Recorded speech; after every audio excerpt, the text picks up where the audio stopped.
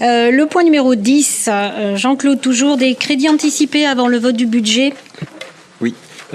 Entre-temps, je vous fais passer un tableau qu'il faut vous signer, c'est sur la DM4. À chaque DM, il faut vous paraphier le tableau.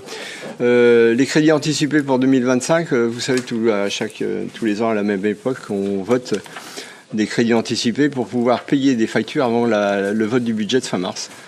Donc on est limité dans ces crédits anticipés, ils doivent être supérieurs au quart des crédits ouverts au budget de l'exercice précédent. Donc vous avez le détail de ce qu'on vous propose en crédit anticipé pour 2025. C'est des rubriques qui sont un peu récurrentes, hein, les 1 000 € de logiciel, donc ça, il n'y a pas de souci. La création d'un plan guide opérationnel dans le cadre de l'AMI, le Cœur de Bourg, on l'a voté, c'est un sujet qu'on a abordé lors d'un précédent conseil. Du matériel informatique pour 50 000 €, 5 000 €, du matériel technique pour le service propreté à hauteur de 10 000 € et l'installation de caméras de vidéoprojection au CTM à la filée sur les WC de la salle DOT à hauteur de 20 000 €.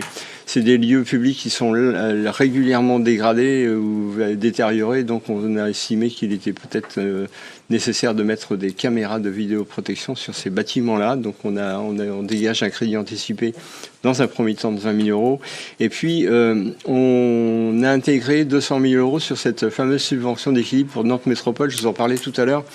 On va payer ces 550 000 € sur l'année 2025, bien évidemment. Nantes Métropole Aménagement nous a proposé de le payer en deux fois.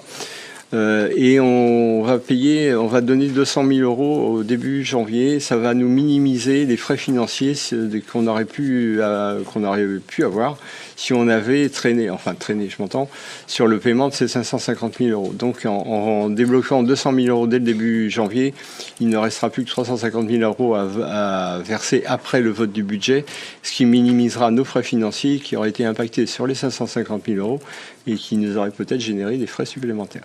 Donc c'est pour ça, on aurait pu. Alors la question, vous pouvez peut-être vous la poser, pourquoi on ne met pas tout de suite les 550 000 € pour éviter les frais financiers? On aurait pu le faire, on avait la possibilité de le faire, on a fait le choix de ne pas le faire parce qu'on se serait démuni quand même d'un certain montant de trésorerie et ça aurait été un petit peu pénalisant. Donc on va préférer payer un tout petit peu de frais financiers sur 3 mois, sur 350 000 € plutôt que de se départir de 550 000 € dès le début janvier. Mais théoriquement, en théorie, on aurait pu le faire. Bon, c'est un choix.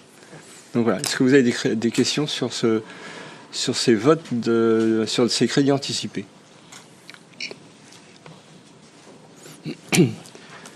Si vous n'avez pas de questions, je vous propose de passer au vote. Il est donc demandé aux conseillères municipales et aux conseillers municipaux de bien vouloir autoriser le vote de ces crédits anticipés au budget 2025. Qui vote contre? Qui s'abstient? Qui vote pour? Je vous remercie.